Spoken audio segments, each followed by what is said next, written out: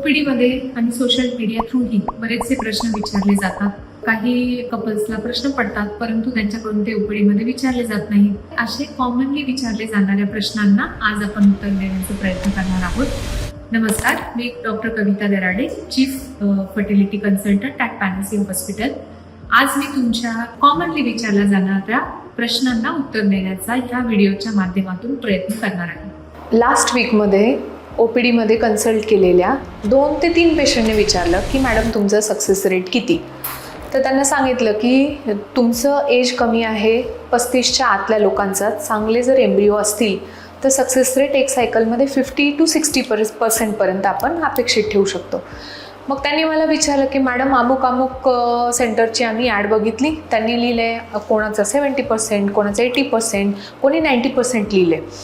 जर आपण standard books किंवा स्टँडर्ड गाईडलाईन्स किंवा स्टँडर्ड लिटरेचर बघितलं तर लेस दॅन 35 म्हणजे 35च्या आतल्या बायकांमध्ये जर चांगले एम्ब्रिओ असतील, सगळे पॅरामीटर्स म्हणजे गर्भपिशवीचं लायनिंग, बाकीचे सगळ्या गोष्टी जर चांगल्या असतील तर 50% सक्सेस रेट हा अपेक्षित ठेवता येतो.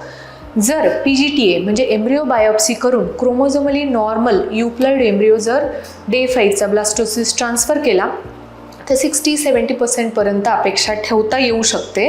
जर डे 5चा ब्लास्टोसिस्ट एम्ब्रिओ बायोप्सी म्हणजे PGTA करून जर ट्रान्सफर केला तर तो सक्सेस रेट काही अंशी वाढवता येऊ शकतो. परंतु 70-80-90% IVF सक्सेस रेट हे एथिकली क्लेम करणं हे काही बरोबर नाही. जसं वय तुमचं वाढतं, 35 नंतर सक्सेस रेट हा कमी होतो आणि 40 नंतर प्रेग्नन्सी राहण्याचा एक सायकलमध्ये IVFचा सक्सेस रेट हा 10 ते 20% असतो. म्हणून जर इंटरनॅशनल गाईडलाईन्स किंवा स्टँडर्ड लिटरेचर बघितलं तर 50 ते 60% IVFचा सक्सेस रेट असतो. तो सिंगल सायकलमध्ये कधीच 70-80 किंवा 90% इतका नसतो. आणि म्हणून कोण काय क्लेम करते त्यापेक्षा एथिकल काय आहे हे सांगणं आम्हाला पेशंटला जास्त आवश्यक वाटतं. दुसऱ्या एका लेडीने जिचं IVF झालं होतं, 2 ब्लास्टोसिस्ट तिला टाकले होते आणि बीटा HCG तिची टेस्ट पॉझिटिव्ह आली. 15 दिवसानंतर सोनोग्राफी केली तर सोनोग्राफीमध्ये एक सॅक, एक चांगला एम्ब्रिओ, हार्टबीट्स हे दिसले. मग तिने मला विचारलं की मॅडम मग दुसऱ्या गर्भाचं काय झालं. कसं असतं, बी ज्यावेळी आपण जमिनीत पेरतो तर एखादं रोप उगवतं, एखादं उगवत नाही आणि ते तिथेच ॲब्झॉर्ब होऊन जातं म्हणजे जिरून जातं. तसंच हे गर्भही आपण 2 गर्भ टाकले म्हणजे ते दोन्ही इम्प्लांट होतील असं नाही. चांगल्या गर्भाचं इम्प्लांटेशन ती यंग होती म्हणून अराउंड 50% होतं, त्यातला एक एम्ब्रिओ इम्प्लांट झाला, दुसरा कदाचित क्रोमोझोमली नॉर्मल नसेल किंवा काही बाकी फॅक्टर असतील, तो इम्प्लांट नाही झाला तर तो तिथे ॲब्झॉर्ब होऊन जातो, तो तिथे पडून राहत नाही. तसंच कधी पहिल्या 3 महिन्यामध्येही कधी 2 बाळं दिसत असतात आणि एखाद्याचे हार्टबीट्स बंद होतात. मग पेशंटचा पुढचा प्रश्न असतो की मग मॅडम याचे हार्टबीट्स बंद झाले, दुसऱ्याचे चांगले आहेत, मग हा याला दुसऱ्याला हार्म करेल का. हा ज्याचे ठोके बंद पडलेले असतात हा गर्भ आपोआप जिरून जातो किंवा ॲब्झॉर्ब होऊन जातो, तो जनरली दुसऱ्या गर्भाला काही अडचण करत नाही. असंच कधी काय होतं, 5व्या, 6व्या, 7व्या महिन्यात कधी गर्भात काही व्यंग असेल किंवा काही इतर प्रॉब्लेममुळे एखाद्या गर्भाचे काही क्रोमोझोमल म्हणा किंवा काही स्ट्रक्चरल प्रॉब्लेम असेल तर कधी एखाद्या बाळाचे ठोके बंद होतात आणि दुसरं बाळ मात्र व्यवस्थित वाढत असतं. मग त्या केसमध्ये कपल आणि रिलेटिव्ह बरेच घाबरलेले असतात की मॅडम आता एकाचे ठोके बंद झाले मग त्याचं पॉयझन होईल का, मग त्याच्यामुळे याला काही धोका आहे का. तर थोडीशी रिस्क वाढते, कदाचित प्रीटर्म डिलिव्हरी किंवा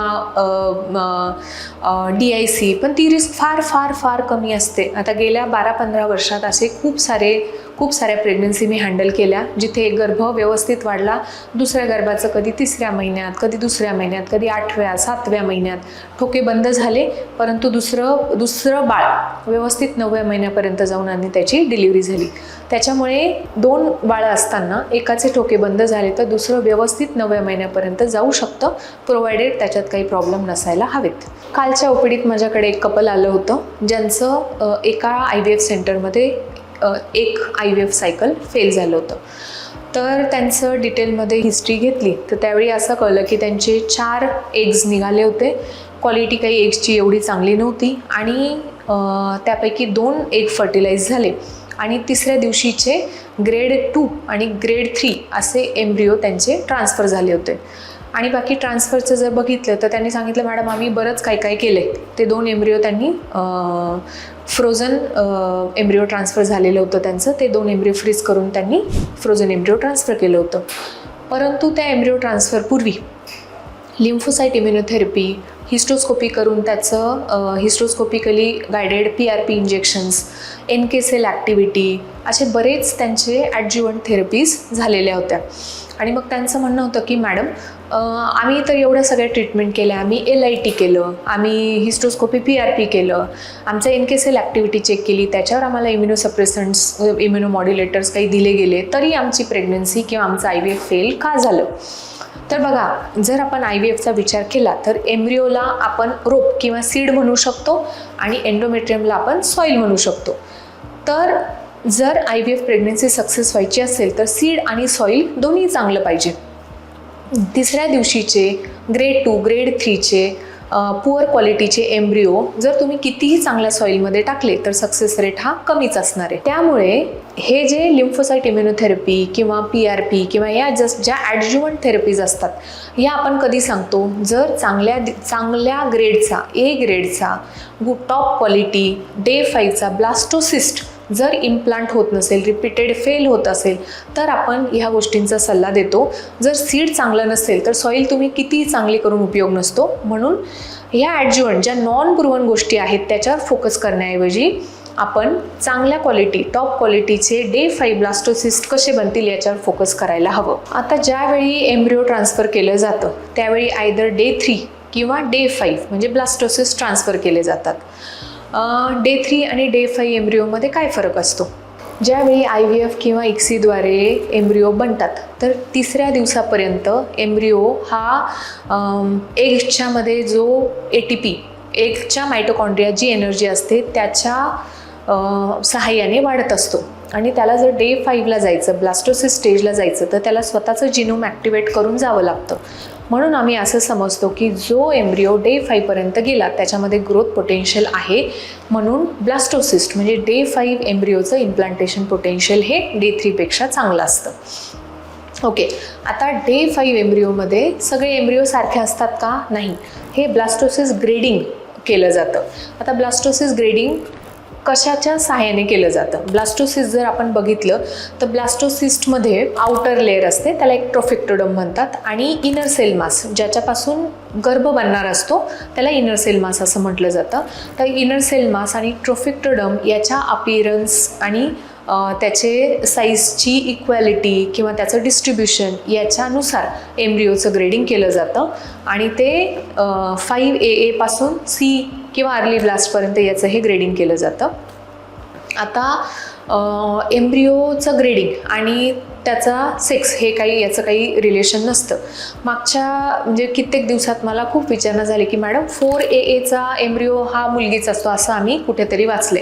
तर एम्ब्रिओ ग्रेडिंग आपल्याला फक्त त्याचं मॉर्फोलॉजिकल अपिअरन्स याच्यावरून एम्ब्रिओ ग्रेडिंग ठरतं. एम्ब्रिओ ग्रेडिंगमुळे मधून आपल्याला मुलगा किंवा मुलगी राहील ह्याचं काही सांगता येत नाही. आणि दुसरा गोष्ट, समजा फॉर एक्झाम्पल टॉप क्वालिटी जे एम्ब्रिओ असतात, A ग्रेडचे जे फुली एक्सपांडेड किंवा हॅचिंग ब्लास्टोसिस्ट असतात त्यांचं इम्प्लांटेशन पोटेन्शियल हे चांगलं असतं, सक्सेस रेटही चांगला असतो. त्यामुळे जर एखाद्या पेशंटचे मल्टिपल ब्लास्ट असतील तर आपण टॉप क्वालिटी ब्लास्टोसिस्ट ट्रान्सफर करणं प्रेफर करतो. परंतु कधी कधी काय होतं, एक क्वालिटी किंवा स्पर्म क्वालिटी याच्यामुळे कमी एम्ब्रिओ बनतात आणि B, C कमी ग्रेडवाले एम्ब्रिओ बनतात. पण जर आपल्याकडे टॉप क्वालिटी ब्लास्टोसिस्ट नसतील तर हे एम्ब्रिओ टाकण्याशिवाय आपल्याकडे पर्याय नसतो. कारण कित्येक वेळा कधी कधी बाळं भेटायला येतात ना, तर मला आठवतं की अच्छा हा B ग्रेडचा एम्ब्रिओ होता, हा तर सिंगल C ग्रेडचा एम्ब्रिओ होता, हा अर्ली ब्लास्टोसिस्ट होता. म्हणून त्याचा वाण आणि गुण ज्या अपिअरन्सवरून हा राहण्याची शक्यता कमी असते पण राहणारच नाही असं नसतं. ग्रेडिंगप्रमाणे एम्ब्रिओचं इम्प्लांटेशन म्हणजे प्रेग्नन्सी राहण्याची शक्यता थोडी कमी असते, मिसकॅरेजची रिस्क थोडीशी जास्त असते, पण हा प्रेग्नन्सी देणारच नाही असं काही नसतं. जर आपल्याकडे ऑप्शन असेल तर आपण टॉप क्वालिटी एम्ब्रिओज ट्रान्सफर करण्याचं प्रेफर करतो, पण नसतील तर मात्र जे एम्ब्रिओ अवेलेबल असतील त्यापैकी त्यातले त्यात बेस्ट एम्ब्रिओ ट्रान्सफर करणं प्रेफर करतो. कित्येक वेळा ओपीडीत कपल ज्यावेळी कन्सल्टेशनसाठी बसतात त्यावेळी ते सांगतात, मॅडम आम्हाला ट्विन्सच पाहिजे, आम्हाला वारंवार खर्च किंवा वारंवार ट्रीटमेंट करायला जमणार नाही आणि त्यात एक मुलगा आणि एक मुलगीच हवी, असंच हे असायला हवं. तर जर आपण बघितलं तर आम्ही रिपीटेडली सांगतो की ज्यावेळी तुम्ही 2 एम्ब्रिओ टाकता त्यावेळी 2च एम्ब्रिओ राहतील असं नाही. ट्विनिंगचा रेशो हा 30 to 40% असतो. म्हणजे मी 10 लोकांना 2-2 चांगल्या क्वालिटीचे एम्ब्रिओ जर ट्रान्सफर केले तर त्यापैकी 3-4 जणांना ट्विन्स राहतील. परत पुढचा आता मुलगा किंवा मुलगी, it is just by coincidence, ह्याच्यामध्ये आपण काहीही करू शकत नाही. इंडियामध्ये PCPNDT ॲक्टच्या अंतर्गत जो गर्भ असतो त्याचं लिंग निदान हे लिगली अलाउड नाही. त्यामुळे हे आपल्या it is just by luck. कोणाला 2 मुली होऊ शकतात, कोणाला मुलंही होऊ शकतात, मुलगा मुलगी होऊ शकते आणि त्यात आमच्याकडून काही करता येणं खरोखर शक्य नसतं. गर्भाच्या अपिअरन्सवरून तो मुलीचा आहे की मुलाचा आहे हे मुळीच कळत नाही. जर गर्भाचं लिंग त्याचं सेक्स जर डिटरमाइन करायचा असेल तर एम्ब्रिओ बायोप्सी शिवाय पर्याय नसतो. एम्ब्रिओ बायोप्सी करून तो जो ब्लास्टोसिस्ट आहे तो मुलाचा आहे की मुलीचा आहे हे निदान करता येतं, पण भारतामध्ये ते कायदेशीर अलाउड नाही. त्यामुळे भारतात हे होत नाही. आता कित्येक वेळा, काल परवाच माझ्याकडे एक कपल आलं आणि ते सांगत होते की मॅडम आम्ही दोघं पण वर्किंग आहोत, आम्हाला एकच प्रेग्नन्सी ठेवता येऊ शकते आणि प्लीज तुम्ही असं काही करू शकता का की ज्याच्याने मुलाचाच गर्भ राहील. तर त्यांना तेच सांगितलं मी की चांगला एम्ब्रिओ ट्रान्सफर केल्यानंतर जी प्रेग्नन्सी राहील त्याचा सेक्स आपल्याला आधी डिटरमाइन करता येत नाही आणि कायदेशीर ते अलाउड नाही आहे. परत दुसरं, आता ट्विन्स, कित्येक लोक तेच म्हणतात की IVF ही खर्चिक ट्रीटमेंट आहे, मग एक काम करा, तुम्ही 2 गर्भ टाका, 2 बाळं होऊन जातील, जे होईल ते होईल आणि आमचं एकदाचं खर्च वाचून जाईल. तर IVF स्पेशालिस्ट आणि ऑब्स्टेटिशियन म्हणून आम्हाला कधीच ट्विन प्रेग्नन्सी ही सोपी जात नाही ती पेशंटला सोपी जाते. ट्विन प्रेग्नन्सी राहिली की सिंगलटन प्रेग्नन्सीपेक्षा कॉम्प्लिकेशन्स बरेच जास्त असतात. म्हणून एक सिंगल हेल्दी प्रेग्नन्सी कधीही ऑब्स्टेटिशियनसाठी आणि पेशंटसाठी दोघांसाठीही चांगली असते. आणि जरीही ट्विन्स राहिले तर त्याच्यात सेक्स सिलेक्ट करता येत नाही. मुलगा मुलगी काय जे होईल ते it is just by luck, त्यामध्ये आपल्याला काहीही करता येत नाही. रिसेंटली OPDमध्ये माझ्याकडे एक IT इंजिनियर आली होती. तिचं सध्या मेन्सेस 2 ते 3 महिन्याच्या गॅप नंतरही आलेले नव्हते आणि मग सोनोग्राफी केली तर त्याच्यामध्ये ओव्हरीमध्ये अँट्रल फॉलिकल्स मुळीच दिसले नाही. तिचं FSH व्हॅल्यू केली, AMH केलं तर FSH खूप आलं आणि AMH was very less than 0.001. म्हणजे ती प्रीमॅच्युअर ओव्हेरियन फेलियरमध्ये गेली होती. म्हणजे सोप्या भाषेत म्हणायचं तर अंडाशयातला श्रीबीजाचा साठा संपला होता. आणि हीच मुलगी माझ्याकडे 3 वर्षापूर्वी आलेली होती. त्यावेळी ती जॉबच करत होती, पण त्यावेळी तिचं लग्न झालं नव्हतं आणि त्यावेळी जस्ट ती माझ्याकडे आली तर पिरियडमध्ये फार कमी जातं आणि पिरियड्स थोडे लवकर येतात म्हणून आली होती. सोनोग्राफी केली तर ओव्हरीज छोट्या दिसल्या, AMH केलं तर ते 0.8 आलं होतं आणि त्यावेळी मी तिला सल्ला दिला होता की बघ तुझं एज 23 आहे, पण त्या मानाने तुझं AMH फार कमी आहे, म्हणजे अंडाशय श्रीबीजाचा साठा कमी आहे. तर तू जर लेट प्रेग्नन्सी किंवा लेट मॅरेज जर प्लॅन करत असशील तर you should go for egg freezing, कारण माहीत नाही हे किती रॅपिडली डिक्लाईन होईल आणि कधी अंडाशयातला श्रीबीजाचा साठा संपेल. पण समहाऊ तिने काही ते सिरियसली घेतलं नाही आणि आज 3 वर्षानंतर ती प्रीमॅच्युअर मेनोपॉजमध्ये ती गेली आणि AMH अनडिटेक्टेबल झालं आणि अंडाशयातला श्रीबीजाचा साठाही संपला. आजकाल आपण खूप मुली बघतो, खूप यंग मुली बघतो लो AMH. आता लो AMH हे खूप कॉमनली दिसणारा प्रॉब्लेम आहे. मग लो AMH असलं की कपल येतात आणि विचारतात की मग आता याच्यात नॅचरली प्रेग्नन्सी शक्य आहे की नाही आहे. नॅचरली प्रेग्नन्सी शक्य नाही असं नाही, परंतु जो रेट ऑफ डिक्लाईन बघा, ज्यावेळी फिमेल फिटस आईच्या शरीरात असतं, म्हणजे आईच्या बॉडीमध्ये गर्भाशयात वाढत असतं तर 20 वीक्सच्या आसपास 8 मिलियन एग्ज असतात ओव्हरीमध्ये.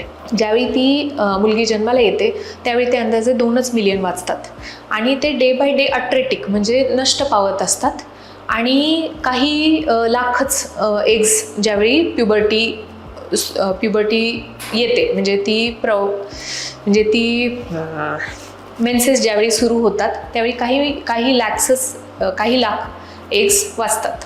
आणि हे जे रेट ऑफ डिक्लाईन आहे, म्हणजे श्रीबीज कमी होण्याचा दर हा काहींमध्ये रॅपिडली कमी होतो आणि म्हणून यंग मुलींमध्ये लो एम एजचं प्रमाण हे दिसतं. लो एम एज दिसलं तर यंग मुलींमध्ये क्वालिटीचा जनरली इश्यू येत नाही. त्यांना नॅचरली कन्सीव्ह होण्याचाही चान्स असतो. कित्येक मुली आमच्याकडे 0.3 0.2 AMH मध्ये नॅचरली कन्सीव्ह होतात. परंतु आपल्याला हे समजणं गरजेचं असतं की AMH लो असेल तर वयाच्या अगोदर ते AMH कमी झालं आहे, म्हणजे श्रीबीजाचा साठा कमी झाला आहे, तर आपल्याला प्रेग्नन्सीविषयी किंवा फर्टिलिटी थोडंसं अर्ली प्लॅन करायला हवी.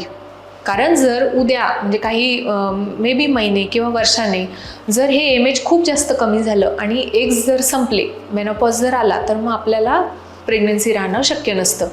म्हणून लो AMH असेल तर एकदम नॅचरली प्रेग्नन्सी राहणारच नाही असं नसतं. परंतु सोबत इतर काही फॅक्टर आहेत का, जसं युट्रस, गर्भपिशवीचं लायनिंग, मेल फॅक्टर, ट्यूब्स हे सगळं व्यवस्थित असेल तर काही दिवस तुम्ही सप्लिमेंट्स घेऊन नॅचरल प्रेग्नन्सीसाठी ट्राय करू शकता. परंतु वर्षानुवर्ष त्याच्यासाठी ट्राय जर करत बसले, खूप जर कमी म्हणजे श्रीबीज एकदमच कमी होऊन गेले किंवा संपून गेले, तर मग आता प्रेग्नन्सी शक्य होणार नाही. आता परत मागच्याच आठवड्यात एक पेशंट माझ्याकडे आली होती जिचं 2 वर्षापूर्वी 0.5 AMHचा रिपोर्ट होता आणि नॅचरली ती 2 वर्षापर्यंत ट्राय करत होती आणि OPDत आली तर सोनोग्राफी केली तर दोन्ही बाजूला हार्डली एक अँट्रल फॉलिकल दिसलं. AMH तिचं चेक केलं तर हे 0.01 इतकं AMH आलं. म्हणजे AMH आणि एग रिझर्व फारच कमी झाला. आता ह्या केसमध्ये IVFला जरी जायचं झालं, कारण तिने बऱ्याचशा ट्रीटमेंट घेतल्या होत्या, तिचं नॅचरली ट्राय झालं होतं, मेडिसिन घेतले होते, IUI झालं होतं, 2 वर्षामध्ये बरीचशी ट्रीटमेंट घेतली होती. आता एग रिझर्व फार कमी झाल्याने IVFचाही सक्सेस रेट कमी असणार होता. तर तिचं म्हणणं होतं की मग मॅडम मला त्यावेळी सांगितलं गेलं नव्हतं की तुझं 0.5 AMH आहे, कमी आहे, तर तू थोडंसं लवकर प्लॅन कर.